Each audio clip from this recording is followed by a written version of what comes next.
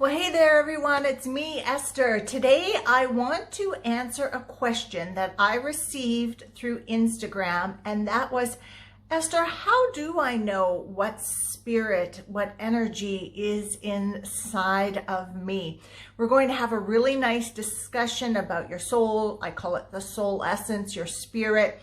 When does the soul enter the body? How does it enter the body? How do you even know that there is that energy inside of you that we talk about all the time? I did some really interesting research. I found out a few new things that I want to share with you. So I invite you to watch this video and then make your comments down below. My name is Esther Bartkiw. I'm a core belief therapist, intuitive, and energy reader. I am a super fan and student of astrology. I combine core belief therapy, which is like a soul journey. For those of you who have done sessions with me before, you know it's like a soul journey. It's much more than just beliefs. I combine it with psychological tips, tools, and techniques, energy healing, spirit-filled messages to offer to my clients practical and spiritual guidance, but also very deep inner work sessions to create change and transformation in your life. So, okay, here we are. The last video I released was about the Pisces new moon. And somewhere in that video, I was talking about my soul essence within the universe, the spirit of universe within me. I don't even remember it, but somebody watching that video, someone who watches my videos, I've worked with them in the past, follows me on Instagram, sent me a DM message and said, "Oh, that's so interesting that you know that you have this universal spirit inside of you. How can I find out what spirit I have inside of me?" And it was a surprising question to me, because sometimes I'm operating from a point of view that people know this, that you are a spirit being having a physical experience. And it was such a great question because it was open, it was real, it was curious. She was really putting herself out there. And it was a good wake-up call for me that, you know what? People are waking up all the time. And we're all on different points of our spiritual journey. I love this question. So we kind of went back and forth a little bit. I asked her, you know, are you aware that you are a spirit being in a physical body, that you are not your body? And she said, well, I kind of heard this, but I don't know. And then right away, I got the message, Esther, do a video on this because it's going to help her. But let's beef it up with a lot of interesting information. So for those of you who are watching and saying, Esther, I already know all this, there's going to be something here for you. So first of all, I just want to thank that beautiful being of light for reaching out to me and leaving a question, because you are the inspiration for this video. Okay, so in addressing this question, the first thing that came to mind to me is, we hear this statement all the time, and the statement is, we are not human beings having a spiritual experience. We are spiritual beings having a human experience. And I wanted to know, who said this? Who is the first person that said this? And I did some digging and I found out it is attributed to French philosopher Pierre Teilhard de Chardin. And he died in 1955. He was born in the late 1800s. So it was somewhere in that period that he made this statement, and it is attributed to him. I highly suspect that before Pierre made this statement, there were, religious leaders, spiritual gurus, mentors, leaders somewhere in the world who talked about that concept, but maybe he's the first guy who really got some traction with it. All right. So this French philosopher made this statement, created a lot of buzz, but just because he says it, how do we know it's true, right? Question everything. Be curious. All right. So,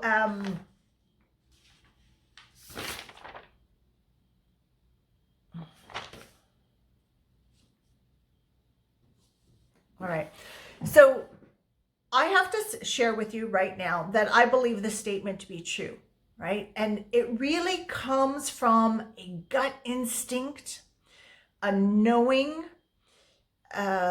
really being in tune with yourself to know that there's, other than my body and my heart and my circulation system and my bones and my hair, there is something going on in here that has emotional responses, has wishes and dreams, that has wisdom, that likes something, that doesn't like something, that's kind of like running the show in there, right? And when you become to get curious with it, when you start getting that, ooh, I think there's something more going on in here than just me being a body, you start to crack open the door to knowing and understanding and information tumbling in.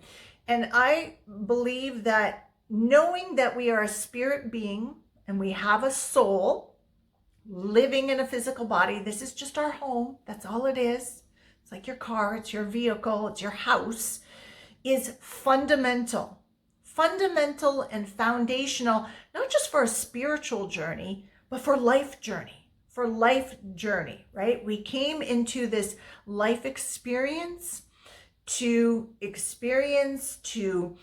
express, to remember, to wake up, right? And we as spirit beings needed a vessel. We needed a vessel in order to be able to do this. Now, you know, we've been talking a lot over the last years about people waking up, people remembering. So let me ask you this question. Maybe this will trigger that inner awareness. As you're waking up, is it your body that's waking up? Or is it something else inside of you that's waking up?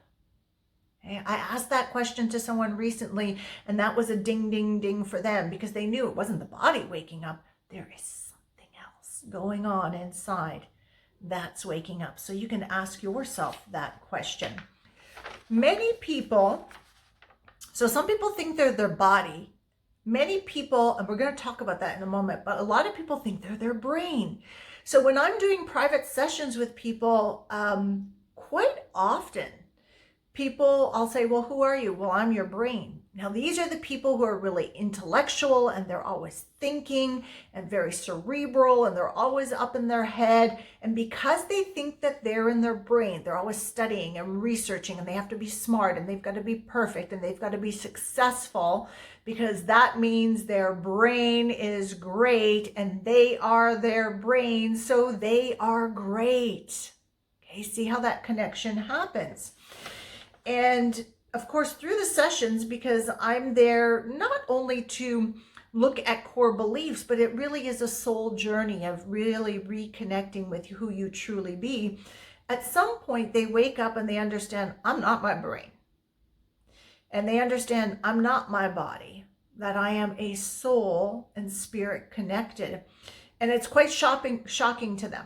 It's quite shocking, because think about it. If you've lived a majority of your life thinking that you are your brain or your body, and then you wake up that you're not, there's something else going in, it's shocking, because it creates a really big shift. And then we just have to take it step by step and really slowly to integrate the information. And then it's all about, people say, well, then who am I? If I'm not my brain, I'm not my body, who am I? And I'm like, exactly.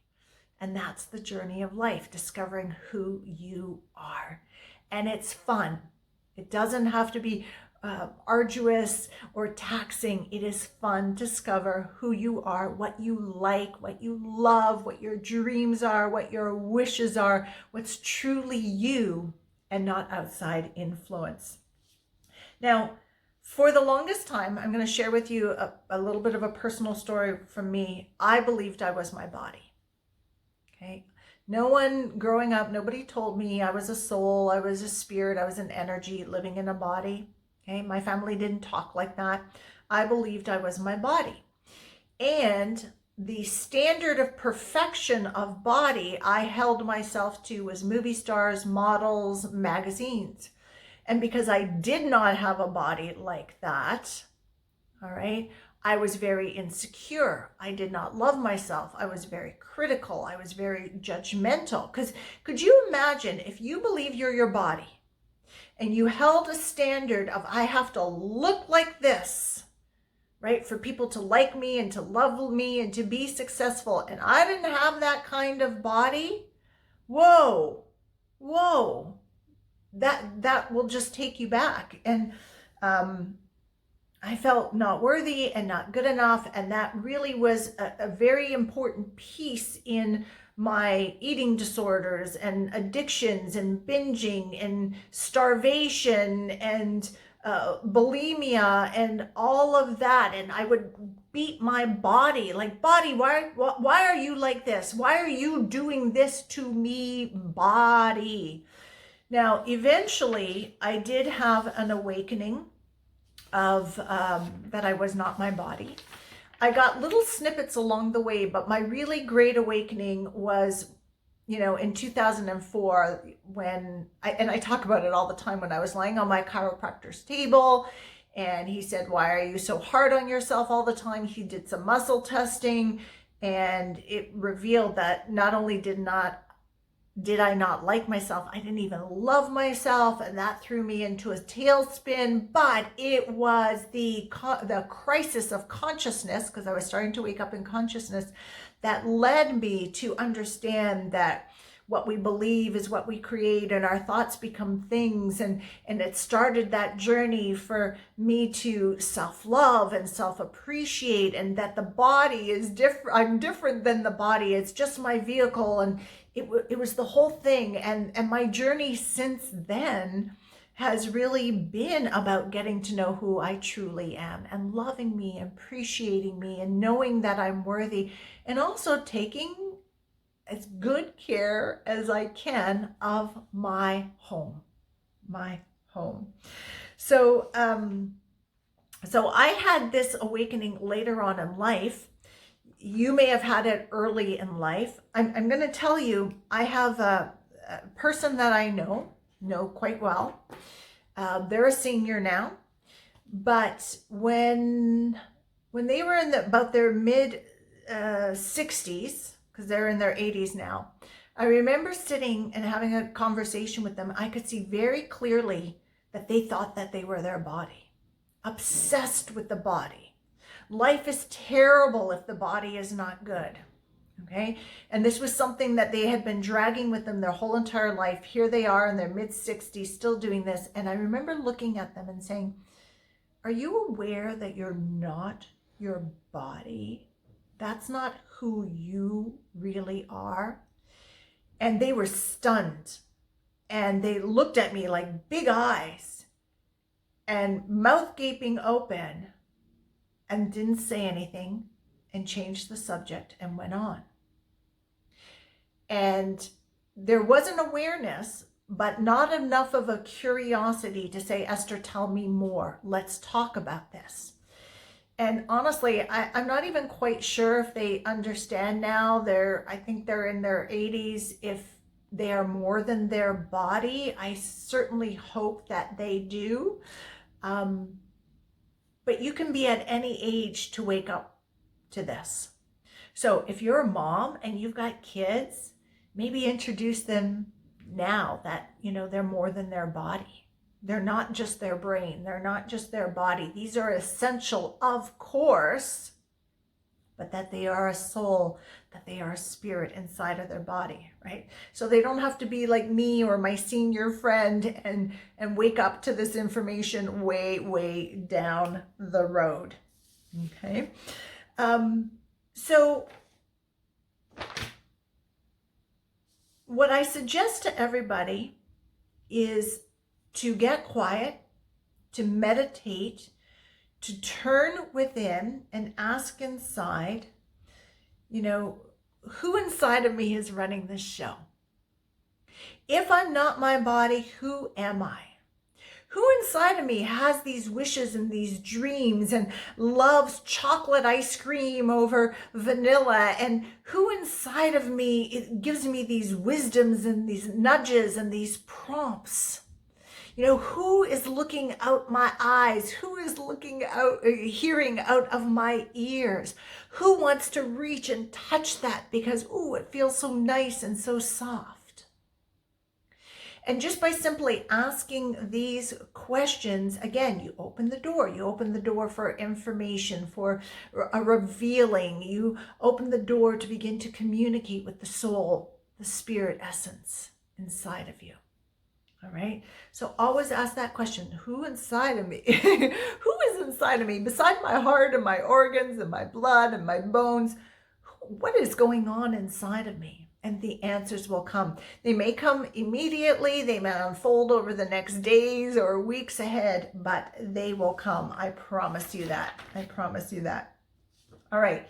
So again, how do we know that we are a spirit living in a human body? Of course, as I'm saying, your awareness, your knowing, your gut instinct, to me, that's the number one way you're going to know. Asking the question within, allowing the answers to come up. But I also thought, okay, people want proofs. And I don't know if you can really prove it. It's like one of those, I believe and I have faith, and it's just a deep knowing. But I have some interesting information for you. So back in 1907, there was an experiment done by Dr. Dan McDougall, and he wanted to weigh the human soul. So he did a controlled experiment, and he got 6 dying patients, and he placed them on some kind of a balance scale, weigh scale contraption. And he concluded that right at the moment of death, they lost 21 grams, right at the moment of death. And he furthered his experiment, was this water weight? Because maybe they urinated at the time of death, or they defecated at the time of death. Maybe it was the breath, the loss of the breath was this 21 grams. But he kind of negated all of that and came to a conclusion of, okay, right at the moment of breath, there is this loss of 21 grams. And what is it? Is that the soul? Is that the soul? So, of course, he couldn't say absolutely yes, but he was able to say there seems to be evidence that something that was there is no longer there. Would this be the soul that we speak of? Very interesting. I've heard that story before, but I never knew the name of the man who did that experiment. Now, you may think for yourself, if you've ever been to a funeral and it's an open casket and the person is lying there, and you go up and say your respects, and you look at this body in this casket, and you can see that there is no life. It's a shell. It's them, but there is no life there. And maybe you thought and asked, okay, so if this is just the body, what was it that was giving this person their life? And I remember my father passed when I was 22, and I remember having this snippet of awareness then, being in front of his casket, seeing him there. He looked like an object, waxy, it was, where's the dad who laughed and who was curious about things and would get angry at times, but always was a really great guy, and thinking the life is not there. The spirit is not there. The soul is not there. Now, I wasn't at a place then to further that discussion, but there was an awareness there. And maybe you've had that awareness too when you've, been at a funeral home and you've seen the body there and you realize, okay, what's missing? It's the life, the spirit. What is that? And then be curious about that, learning what is that. All right. Many people, this is another way you could investigate soul spirit, what's residing inside of me. Many people will say, and these are just personal stories, a lot of them you can find on the internet and video, is when someone dies, and if they were in the hospital room with them or wherever they were with them, they will actually see like an energy leave the body. Okay. And a lot of time these stories get poo-pooed, you know, no, you were just in grieving or, you know, hysterical or whatever it is. But I pay attention to those stories. I've seen a lot of energies. I've seen energies leave people's body even when they are alive because the spirit just left. Maybe there was a trauma that happened. So, you know, if these people are saying, wow, this person died and I saw the spirit leave, I saw something just leave, then be curious. Well, if that's true, what could it be? Is it the soul? Is it the spirit? All right. So again, ask inside.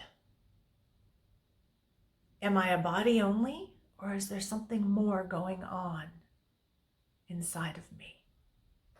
Okay, the answer will come. Now, you may be thinking, okay, Esther, you're talking about soul, you're talking about spirit. Is there a difference between soul and spirit? All right. So I don't really get all caught up in the difference of soul and spirit, and you will see I use them, I interchange the use of them. Some people are very strict about, no, this is a soul and this is a spirit. And if you ask a lot of people, I really find that the answers, the definitions are different. Everybody has a different take on it. I'm going to give you my take. And if you have a different take on what a soul and spirit is, please put it in the comment section below, because I'm always open to hear your point of view, but also I love, you know, really good soulful discussion, right? We all can learn from each other. So for me, your soul is reflected through your personality. It's reflected through your personality. It is the energy of you that has preferences, emotional responses, makes choices, has wisdom to share with you, likes certain things. Like, why do you have a certain wish? Is it the soul that's like, ooh, I like that? Why do you have a certain dream or want to manifest something? Why is it that you like the red car when somebody else likes the blue car? Is it your body? Is it the brain? Or is there something else, someone else, a different energy within? And I would say, yes, there is. And the soul is, you could say, the personality, or it's expressed through the personality. Okay. And then for me, the spirit is your connection, your communication with God, the life force, the breath, the, right? It's the breath. It's the breath. It's the energy. It's the life force inside of you. So you could look at them as two different aspects. Two different energies. You could look at them as kind of part and parcel. I think they're different. They have their own uniqueness, but if you roll them all together, I'm not particularly bothered by it, but I'm not very dogmatic about things. All right.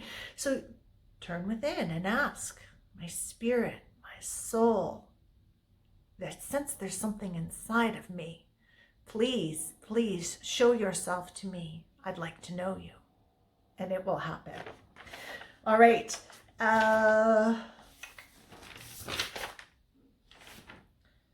When does the soul enter the body? Okay, so let me back up for a moment. I believe, many people believe, that we are these spirit energy beings, that we're taking up residence in this physical body. Where did our energy, where did our soul come from? My belief is you're a child of God, you're a child of the universe, you're a spark of source energy. You were birthed from God, you were birthed from universe, you were birthed from source, and you have that living inside of you, but it's your unique self, your soul self, your soul with your unique personality, right? And your connection is that life force, that breath, that connection with God. All right. So then I thought, okay, when does the soul enter the body? And this is very interesting to me because it's come up in client sessions before. All right. So let me tell you about the client sessions first. I often do a lot of womb work with clients, helping them to connect to themselves when they were in their mother's womb. Because often when we're in the womb, we can pick up on trauma. We can start picking up fears and worries. We can start deciding that the world is not safe. We can pick up on an outside influence. So let's say you are in your mom's belly, and a lot of clients will say to me, I'll say, oh, okay, what are you feeling from your mom when you were in the womb, in the belly? She doesn't want me. I was an accident. I'm a surprise. She doesn't know how we're going to afford it. A lot comes up is she's not happy because she's getting fat. I'm making her fat. I don't want to do that. She doesn't love me.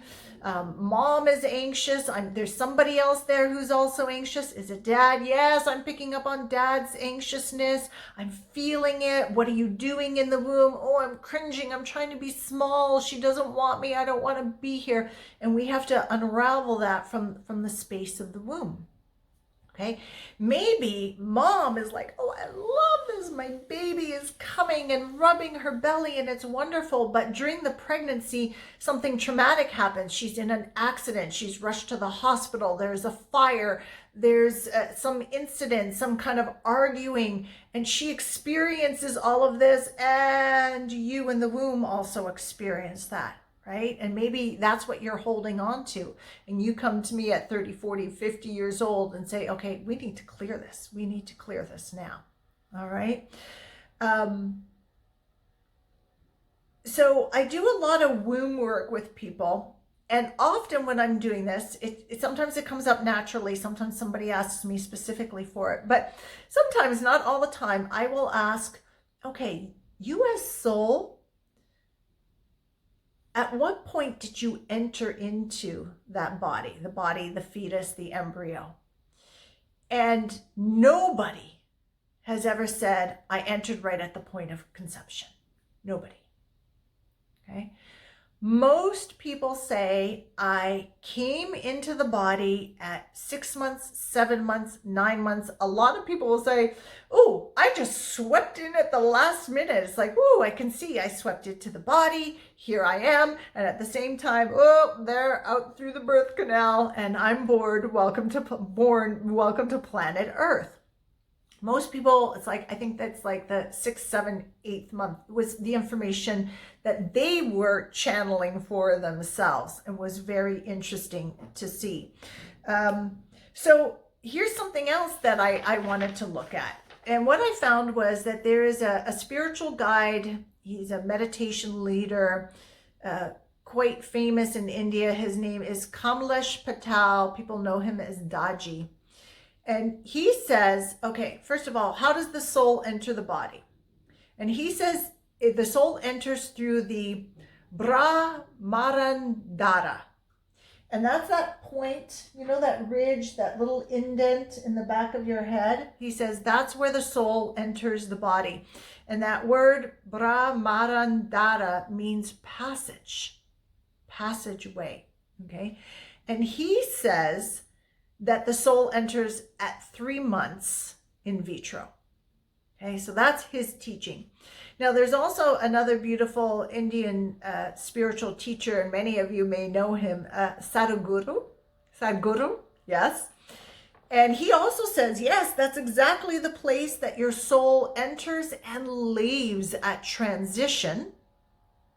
But he says that is open till the last minute, because as the soul is saying, this body, this lifetime, this circumstance, this country, ooh, I'm not so sure. The soul can make decisions right up to the last minute and say, yeah, I'm in, and go. But he also says, like, not earlier than 3 months, but it could be to the last minute. And I thought this was so interesting because my observations in sessions, getting clients to remember for themselves at that point that they entered into the fetus, the embryo, the body, coincides with this. Nobody says at the beginning. The earliest I ever got was 3. and most came later in life. All right. So when does the soul enter the body? Usually later in the development stage. There is two people here who are saying the soul enters through this back part of the head. You could even turn within and say, okay, hey soul, when we were in the womb, when did we come in to the body? And just the first answer that comes up, trust it. It's always the right answer. Okay. And how did we enter into the body? And see if you get that someplace. Maybe you'll get something different, and it's okay if you do. Remember, we're all very unique, having a very unique experience. All right. I